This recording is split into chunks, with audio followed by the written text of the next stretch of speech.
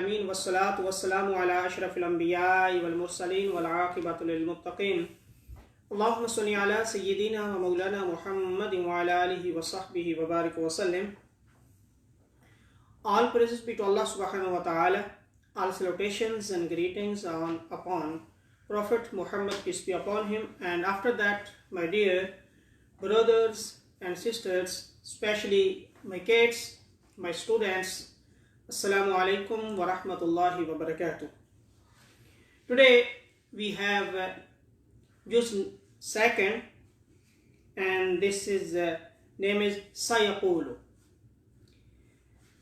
मैं कुछ इंग्लिश में बयान करूंगा और कुछ उर्दू में बयान करूंगा, क्योंकि बहुत सारे मेरे स्टूडेंट्स भी सुन रहे हैं, इसलिए उनके लिए इंग्लिश में और बाकियों के लिए, पेरेंट्स के लिए और बाकी सारे दोस्त अहबाब के लिए मैं उर्दू में बयान करूंगा.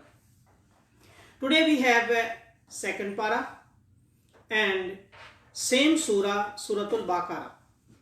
And yesterday I told you the meaning of Bakara, the cow. And the same surah in this juz, this sipara, sayaqulu sufahau minan nasi ma wallahum. The first ayah of this juz is Surah Al-Baqarah and verse number 142.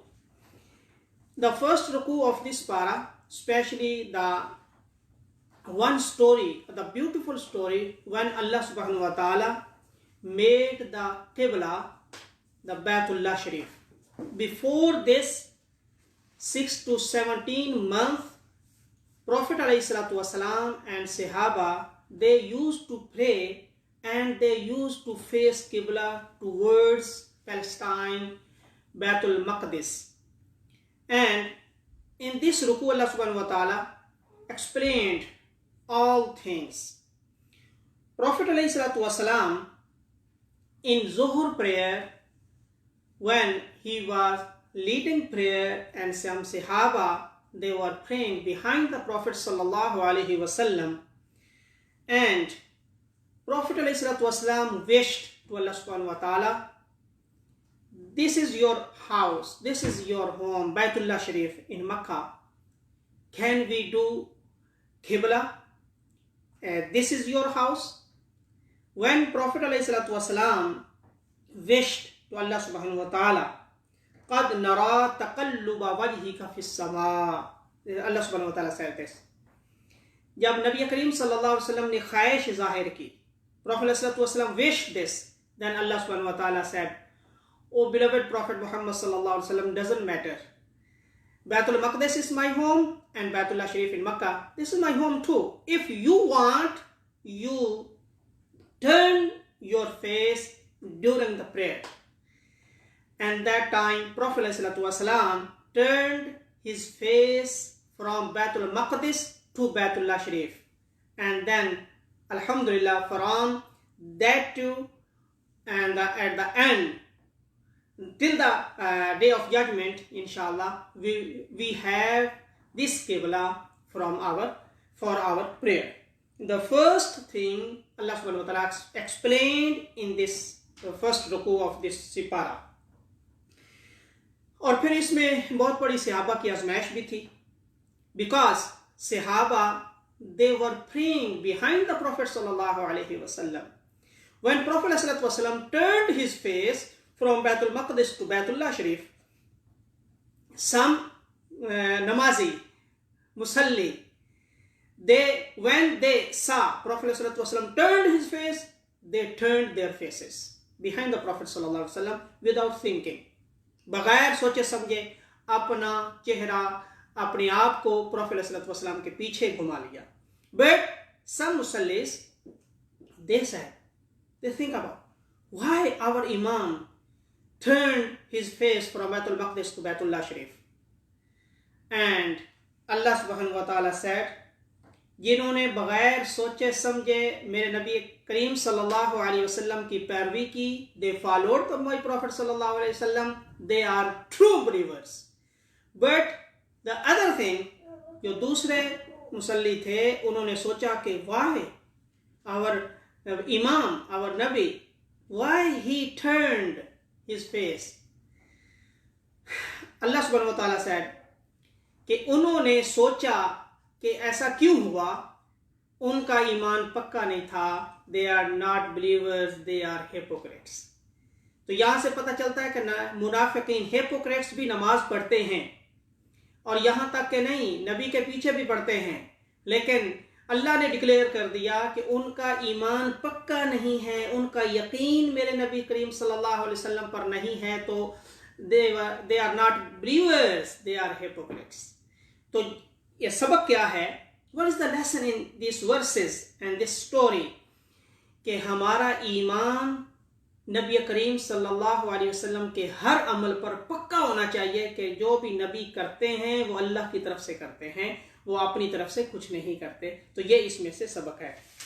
Then the third رکوع اللہ سبحانہ wa ta'ala said about the prayer and especially صبر، سبحانہ، patient. اللہ اکبر.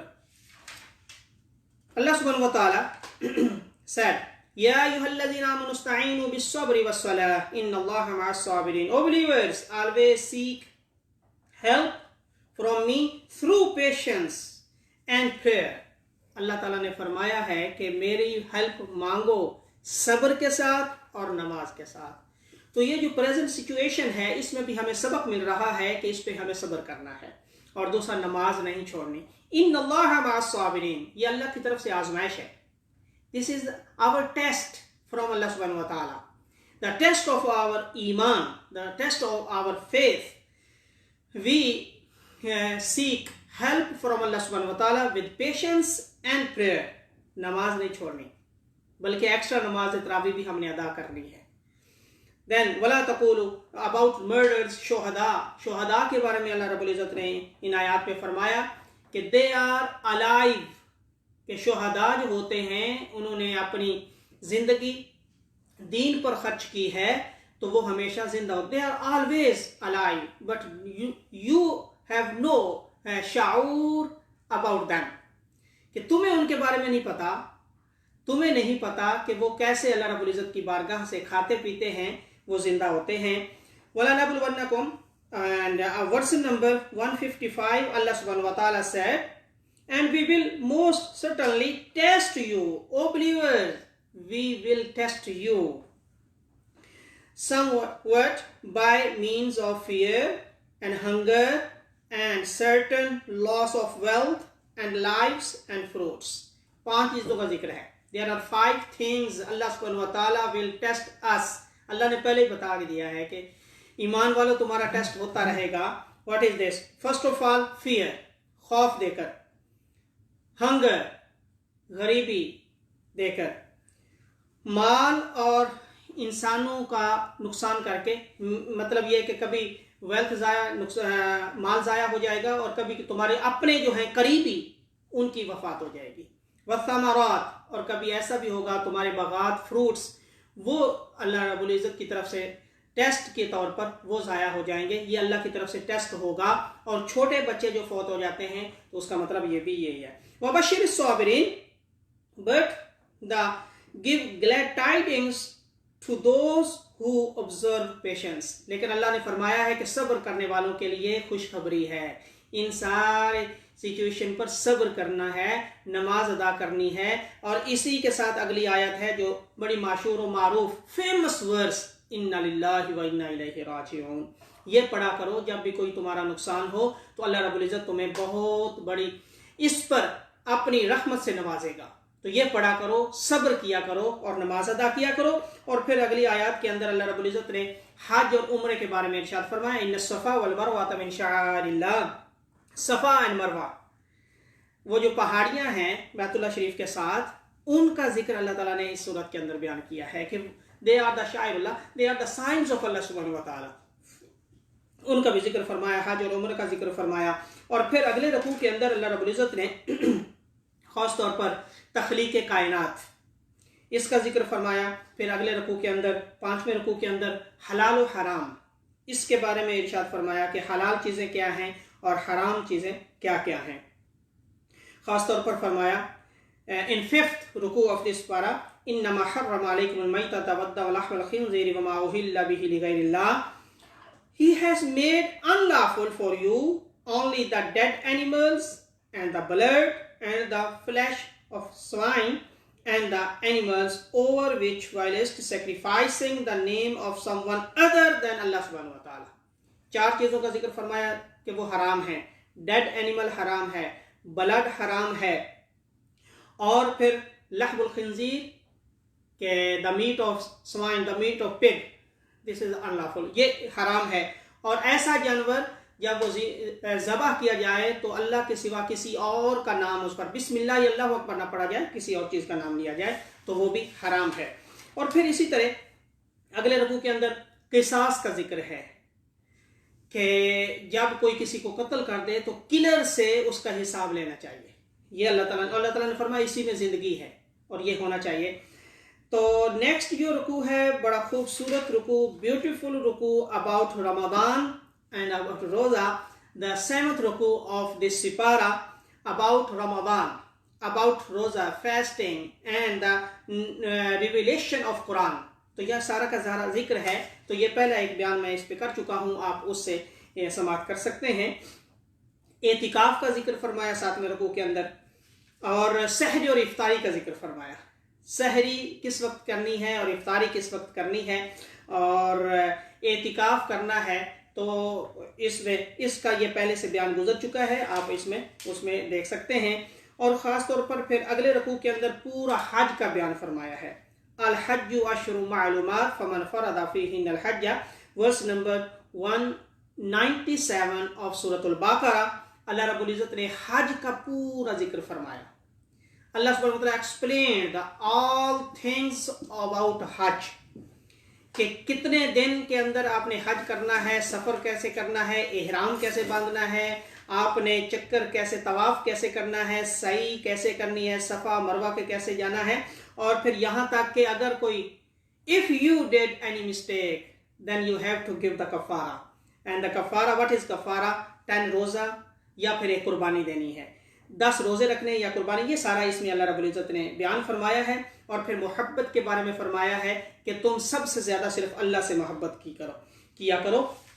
और इसके से जो अगला रुकू है रुकू नंबर 9,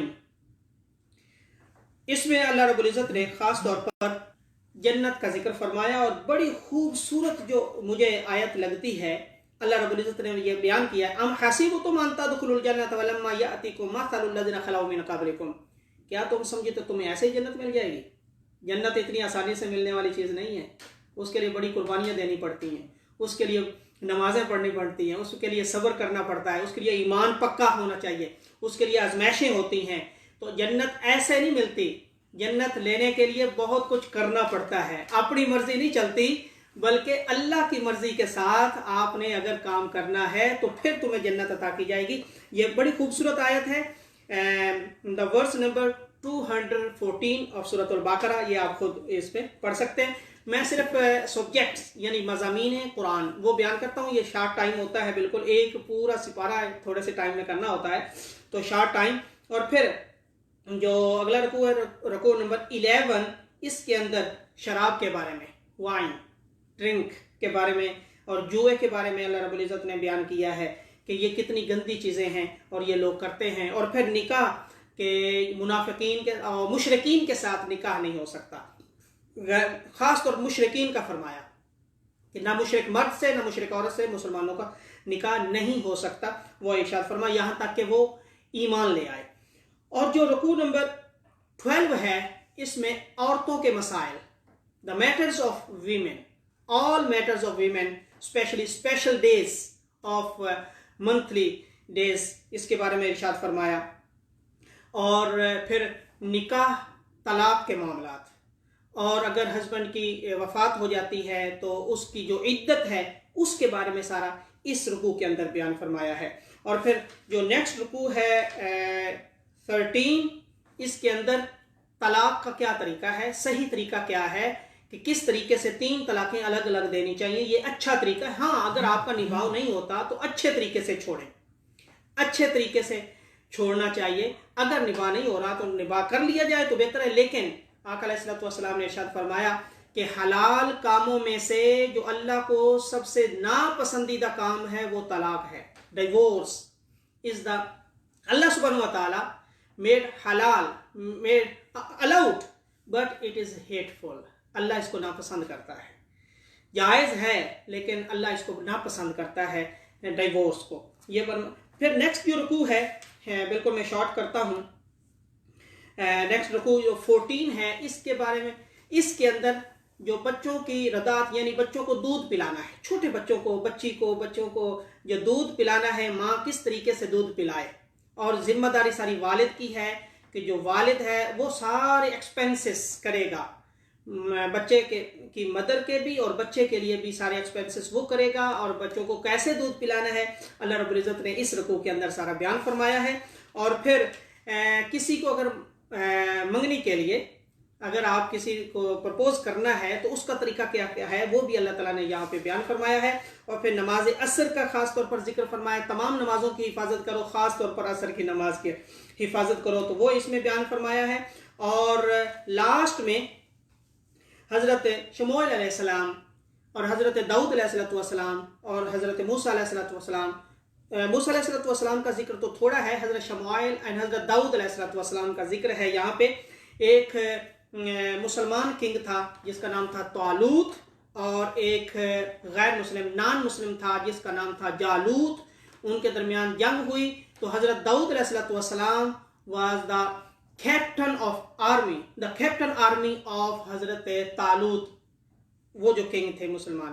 تو ان کی طرف سے حضرت داؤد علیہ السلام نے وہ جنگ لڑی اور پھر جالوت کو شکست ہوئی. تو اس کے بعد پھر اللہ رب العزت نے طالوت، کیونکہ وہ مسلمان تھا، طالوت نے خود پھر حضرت داؤد علیہ السلام کو وہ بادشاہت، وہ کنگڈم دے دی. اور پھر آپ کیسے نبی کے رتبے پہ اللہ نے کیسے فائز فرمایا اور کیسے وہ آپ کرتے رہے اور حکومت کیسی آپ نے سنبھالی.